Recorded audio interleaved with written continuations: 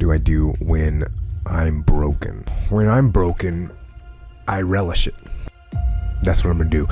I'm gonna use it. Because if I'm broken, then I just found my limitations. And until I know what my limitations are, how can I push them? How can I get better? But once I see it, once I feel it, once I see where I was broken, then I can attack that weakness. I can fill in that gap. I can reinforce that breach.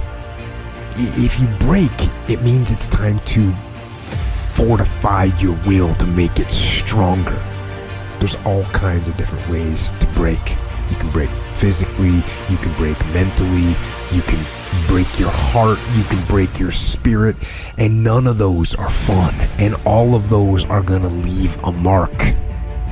But the mark that they leave can be the mark of victory, or it can be the mark of defeat. Because every time you break, and in every way that you break, while it's a chance, it's definitely a chance for you to give up and for you to just to fall apart. But there's also opportunity. There's opportunity to get stronger and get smarter and get faster and get tougher and get more stable and get more resilient and get better. When you break, you have the opportunity to show the world, the whole world, what you are really made of. So if you break, the fight isn't over. In fact, if you break, the fight is just beginning.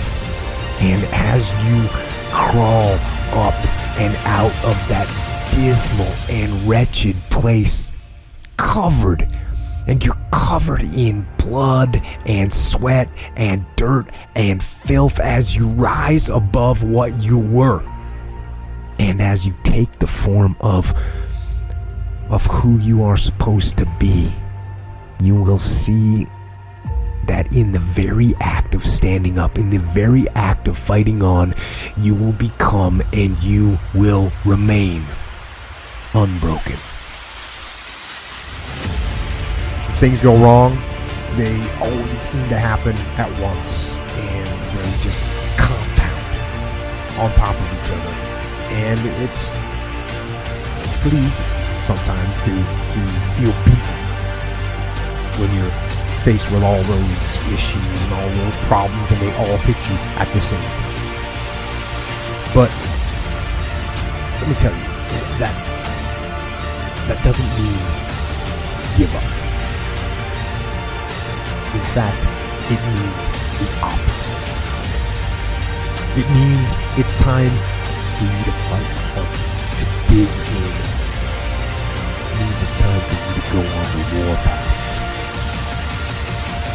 And that starts with one of the fundamental laws of combat leadership: prioritize and execute. What's the biggest problem? What's causing the most stress? Family?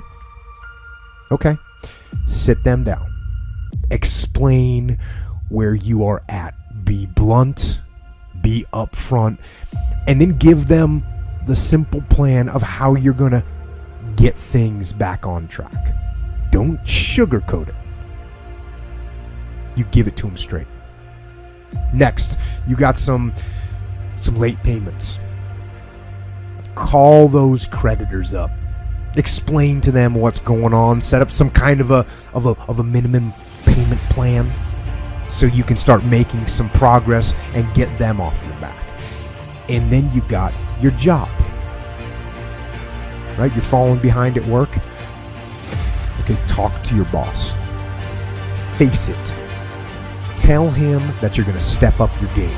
Tell him you're going to be at work early, you're going to be at work late, you're going to be at work during lunch, you're going to be wherever you need to be whenever he needs you to be there. Tell him you're going to get after it. And tell him that you're 100% committed to supporting him and the company and the mission. and then you get started.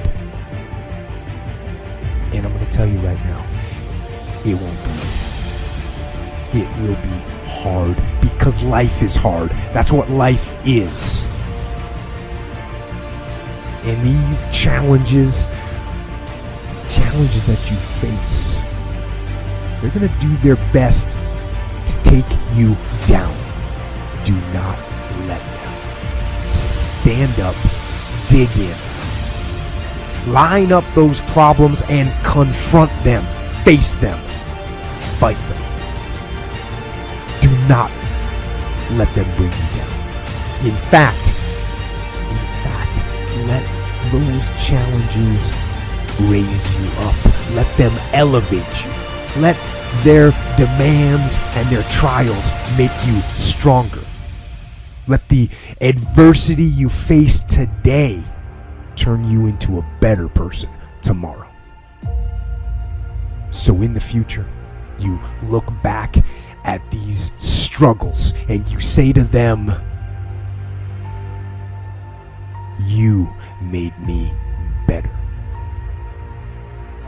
Hey, what does Ryan Seacrest, Tom Cruise, Oprah, Steven Spielberg, Donald Trump, Joan Rivers, Warren Buffett, Gordon Ramsay, Michael Jordan, Kobe, Tim Tebow, they all have one major thing in common, dude. These people hammer. They beat it to death, okay? Look at Tom Cruise, man. Look at his career. He works constantly. So look, you want to get your work ethic so high that people actually admire you. I'm going to ask you a question right now. Because of your unbelievable work ethic.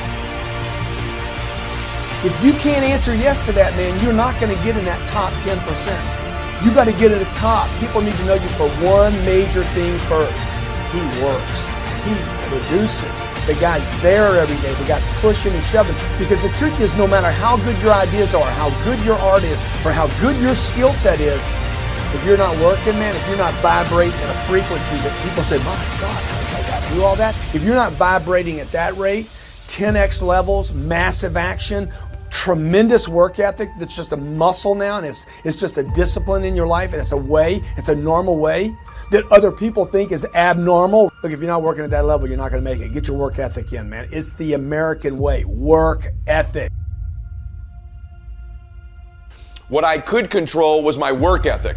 You've heard me speak many times about outworking everybody, but I think that just feels good when we hear it, but most people don't take it seriously.